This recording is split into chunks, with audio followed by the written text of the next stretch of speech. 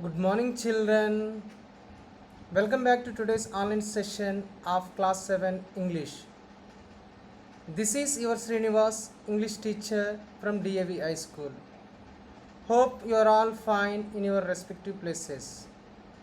Dear children, today I would like to deal with modal verbs. Let us see definition of modal verb. A modal verb is a type of auxiliary verb that is used to indicate modality, that is likelihood, ability, permission, possibility. Let us see the example. Two of my friends can play guitar. Here it shows the ability of persons. Two of my friends can play guitar. Dear children, let us see what are different types of modal verbs. Modal verbs can be called as auxiliaries. Let us see the list of modal verbs. Can, could, may, might, will, would, shall, should, ought to, must. These all can be called modal verbs. Yes, now let us see the structure of the modals. Here, subject plus modal verb plus main verb plus complement.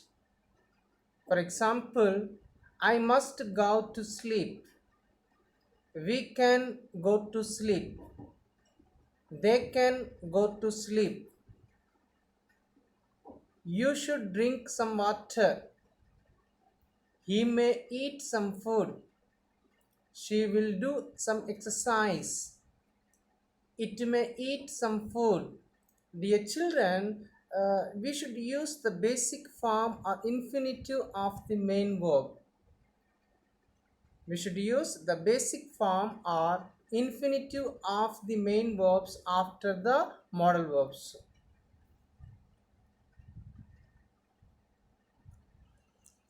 Right. Modal verbs do not add s or es to the third person singular. What are third person singulars? He, she, it. First person singular I, first person plural we, second person singular you, second person plural you. Third person singulars he, she, it. Third person plural they. See here, whenever the third person singular comes, we should not add s or es to the modal verb. It is not simple present tense, it is a modal verbs. He can swim, but we should not say he can't swim. So that is wrong. Right. Dear children, today I would like to emphasize on can and may. So let us know more information about can and may. The usage of can. The ability to do something in the present, to be able to. For example, I can speak English.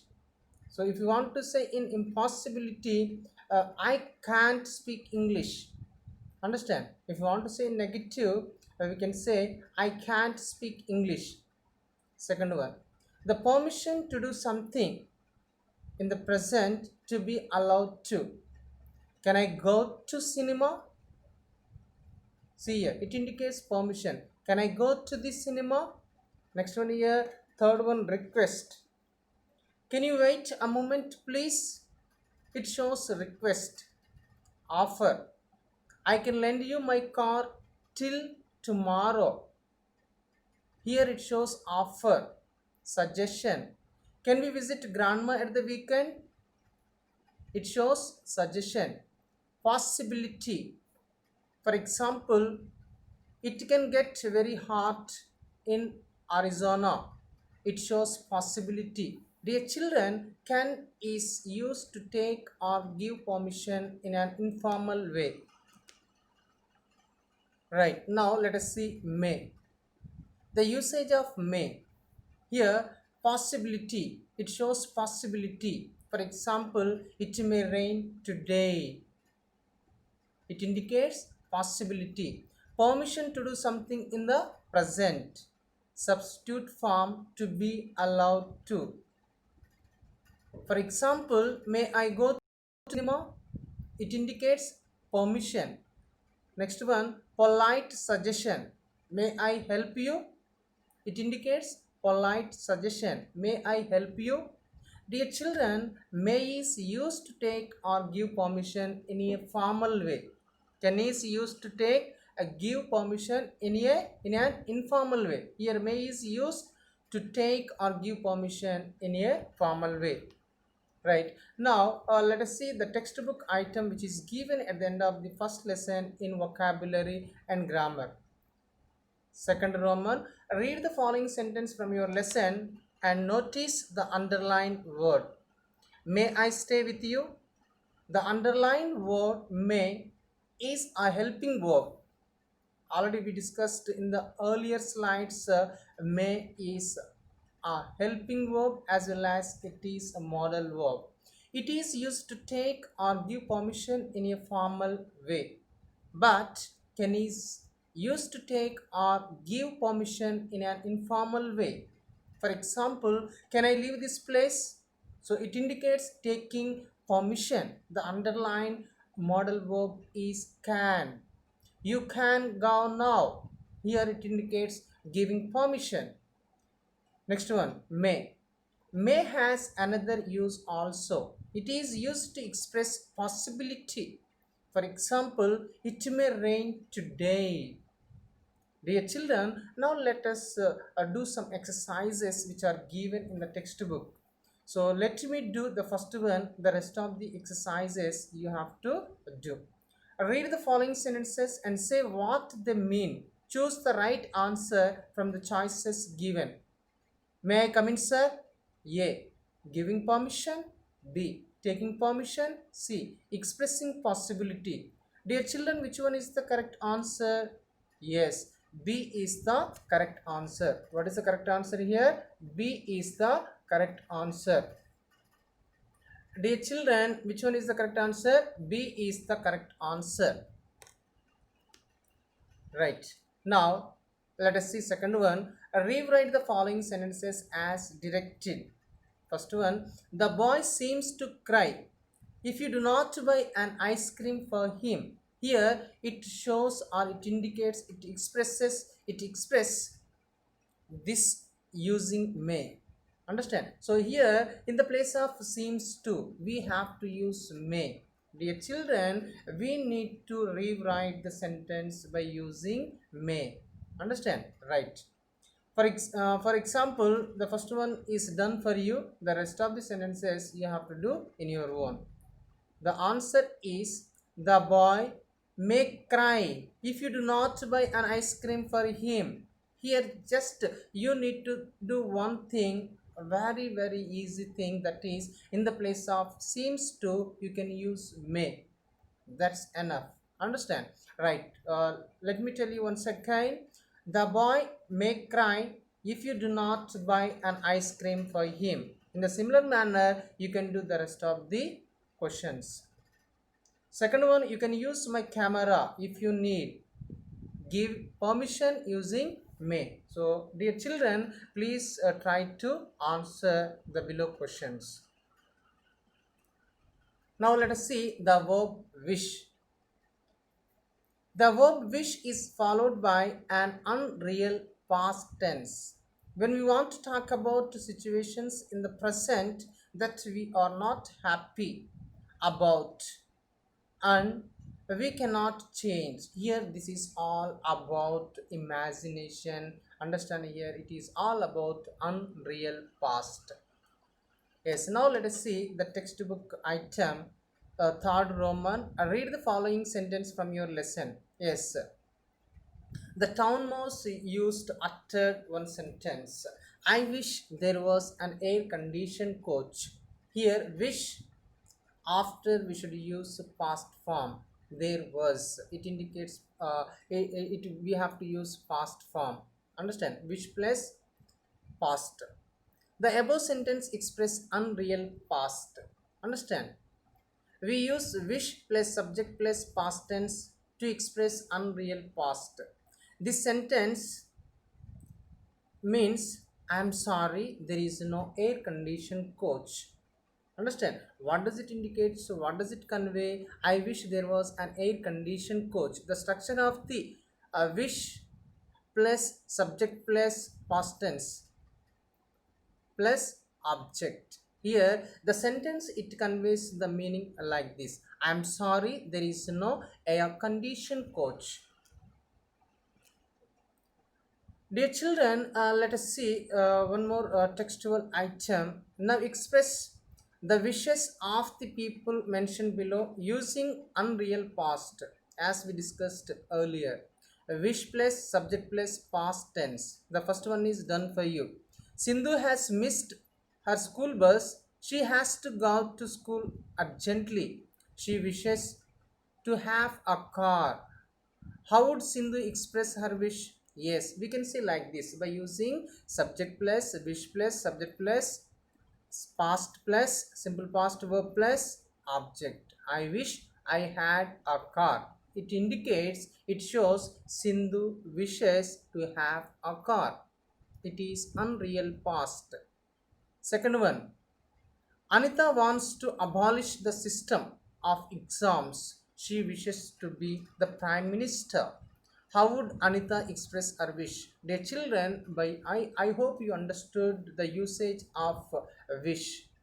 Understand? So please try to answer the below questions. Next, in writing task, here they asked two questions. The first one is write a letter to your friend.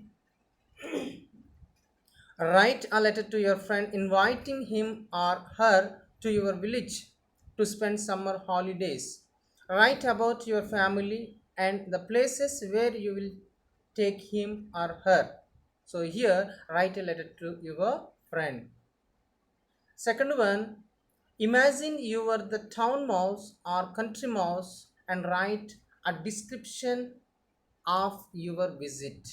Understand children? The first one is write a letter to your friend. Second one, describe the feelings of your visit. Either you were the town mouse or a country mouse. I hope you understood the modal verbs and a wish, unreal past. Please try to go through the textbook once again and try to answer the exercises which are given at the end of first lesson. Study skills. Study the table given below and observe the changing pattern of unemployment in some advanced countries. Answer the questions that follow. Unemployment rates in percent in advanced countries. Here country, the year has mentioned very clearly from 2000 to 2006. How many countries are given here? USA, Germany, France, Italy, Spain, Japan, UK, Canada. Dear children, please try to go through the study skills and answer the questions given below. The first one, let me do.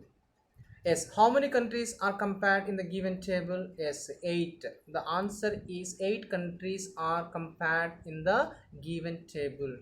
So once again, you have to go through all the questions and try to answer the below questions. Yes, this is listening and speaking. An old student of your school visits your school. Your teacher introduces her to your class like this. Dear children, this is all about introducing the new person to your class. Now let us see how to introduce. My dear students, look who is here. This is Kumari Nithya. I am very happy to introduce her to you. She was my student. I mean, a student of this school. You know, she is now working as a software engineer in a big company. When I remember Nithya, I see a pretty little girl with two plates sitting in the first row eagerly waiting for a chance to speak. She would answer any question at the drop of a hat. When I talked to others, she would become restless and went on saying, ma'am, ma'am, thrusting her hand into air. No wonder she passed SSC in first class and scored more than 550 marks. I hope you have seen her name in our HM's room, haven't you? Going by her marks, don't think she is just a bookworm. She did equally well in sports and games. She led our school kabaddi team to state level competitions. There are many other things that I would like to share with you, but I am leaving them, especially the naughty things for her to share with you. Now Nitya will address you. Nitya. So this is the way of introducing the person in front of the students. In the similar manner, you also do one thing, dear children. Imagine that your eldest brother has come to your school.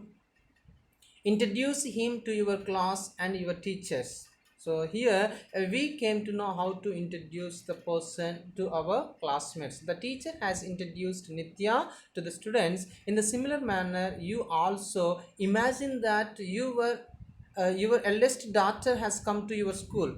Introduce him to your class and your teachers. I hope you understood how to introduce your friend or your cousin or brother or whoever it may be. So if whenever you want to introduce, you can use the way she used in the classroom.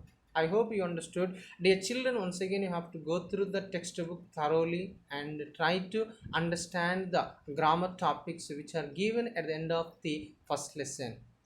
So be safe, be secure.